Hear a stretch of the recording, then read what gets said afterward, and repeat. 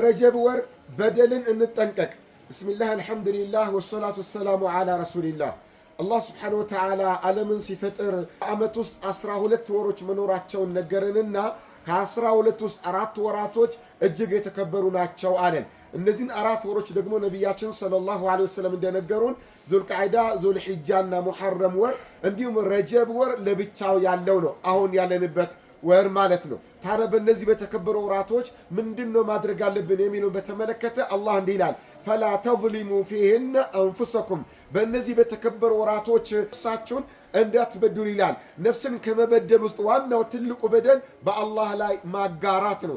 ምክንያቱም አላህ ሱብሓነሁ ወተዓላ በቁርአን እንዲህ ይላል፣ እነ ሽርከ ለዙልሙን ዐዚም፣ በአላህ ላይ ማጋራት ሽርክ ትልቁ በደል ነው፣ ትልቁ ዙልም ነው ይላል። እንዲሁም ራስን መበደልም ጭምርም ክልክል ነው። ራስን መበደል ማለት ነፍስያን አላህ በከለከላት ቦታ ማዋል ራስን መበደል ነው። አላህ ባዘዘ ቦታ ደግሞ ራስን ማራቅ ራስን መበደል ነው። የአላህን ባሪያዎች ክብራቸውን፣ ንብረታቸውን፣ አካላቸውን መበደል ያለግባብ መናገርም ሆነ መንካት ራስን መበደል ነው። ስለዚህ በረጀብም ወር ሆነ በሌሎች በተከበሩ ወራቶች እጅግ በጣም የተነገረን ከወንጀል እንድንርቅ ነው። ከዚህ ባሻገር ግን አዝባዘቦቱ በሌሎችም ጊዜያቶች የምናደርጋቸው ዒባዳዎች ላይ መጠናከር ያስፈልጋል። በተለይ ስፔሻል ተብሎ ግን ለረጀብ ወር ተብሎ ጾምም ይሁን ሰላትም ዝክርም ይሁን ምንም የተነገረ ነገር የለም። እንዲህ ስላችሁ ከተለያየ አቅጣጫ ምንም ሰነድ አልባ የሆኑ በሐዲስ ማስረጃ የሌላቸው በቁርአን ማስረጃ የሌላቸው የተለያዩ ሰዎች እንዲህ አድርጉ በረጀብ እንዲደረጋል በአንደኛው ቀን በሁለተኛው ቀን በሶስተኛው ቀን እያሉ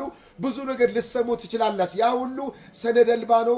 አንድም ሰሒህ የሆነ ማስረጃ የለም። ضعيف ነው፣ ሙንከር ነው፣ መውዱዕ ነው፣ በጣም የተወገዘ ነገር ነውና ልንጠነቀቀው ይገባል። ይህን ስል ግን ከዒባዳ ማራቅ አይደለም። በአዘቦቱ የሚደረጉ ዒባዳዎች ላይ ግን ልንበረታ ይገባል እላችኋለሁ። ወጀዛኩሙላሁ ኸይር ወሽኩራ።